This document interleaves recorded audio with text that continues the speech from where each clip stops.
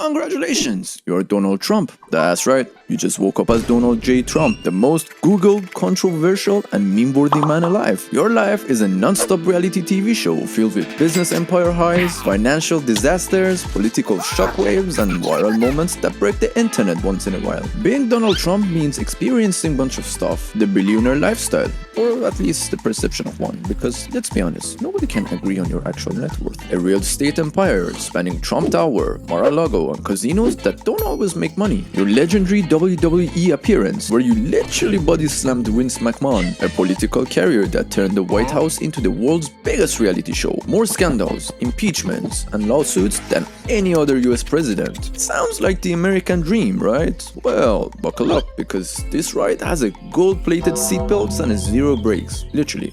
I will explain you now. You were born rich, but still had to prove yourself. You entered the world in 1946, the son of a real estate mogul, Fred Trump. While most kids are busy playing tag, you are learning how to leverage tax loopholes. By 13, your parents send you to New York Military Academy because they believe that discipline builds billionaires. Did it work? By your 20s, you're in the Trump organization, armed with a tiny loan of $1 million, which, adjusted for inflation, is closer to $7 million. But your goal turned Trump into the biggest name in business.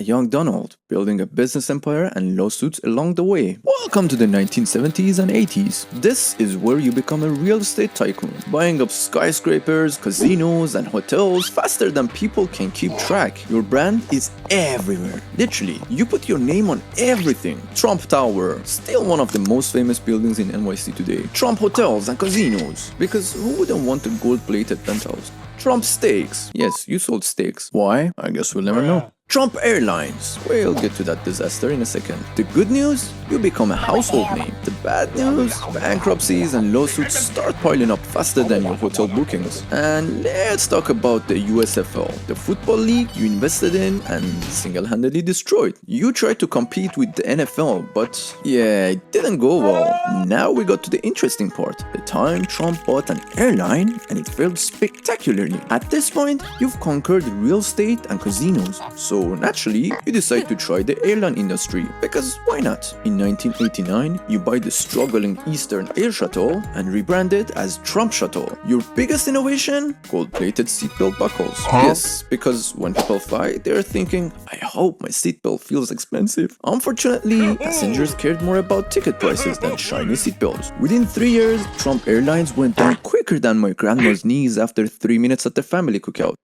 Shit, sorry grandma, that was dark. Anyways, you also got into WWE, the billionaire who body slammed Vince McMahon. Yep, you literally became a WWE Hall of Famer. In 2007, you entered the battle of the billionaires against Vince McMahon. The deal? You each pick a wrestler. Whoever loses gets their head shaved bald, live on WWE. Long story short, your guy wins. Vince McMahon gets humiliated on live TV. Not many US presidents can say they've body slammed a billionaire in front of millions. The Trump board game, because Monopoly wasn't enough. So Monopoly is one of the most popular board games ever, right? Well, you decided to make your own version. Introducing the Trump board game.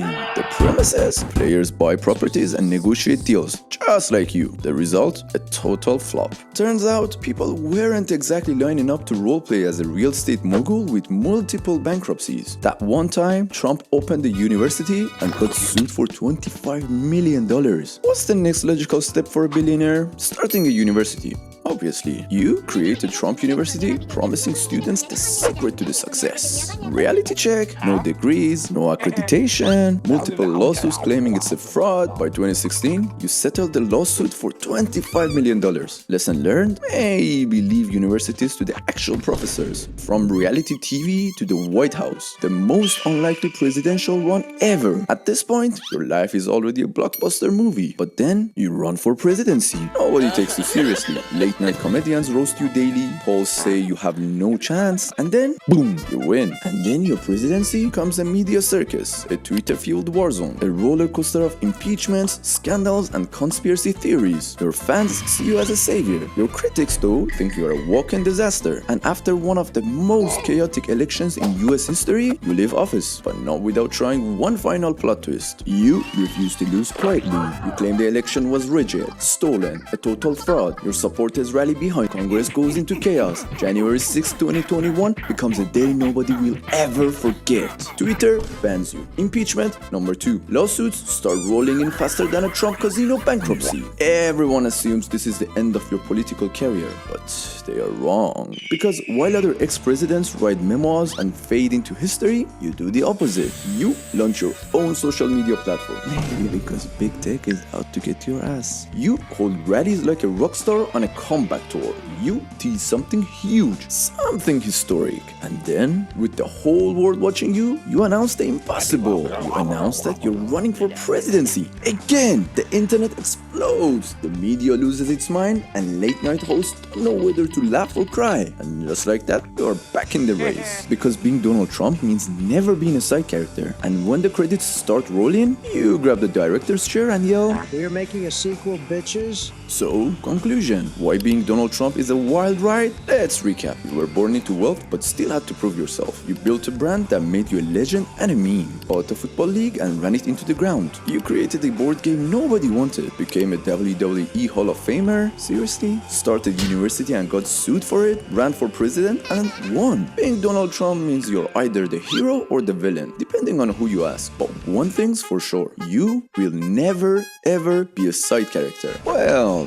look at you, living the Trump life. Huge, tremendous, maybe the best life. Some say the best. You're making deals, winning big, and let's be honest, everyone loves you. Well, kind of. But listen, you gotta like this video, otherwise, fake news. Subscribe, or you're out. Totally irrelevant. And drop a comment on what country you're taking over next. Big decisions. Very important. Alright, you're off to a meeting. Huge meeting. Definitely not just golf. Okay, maybe golf. But the best golf. Trump out!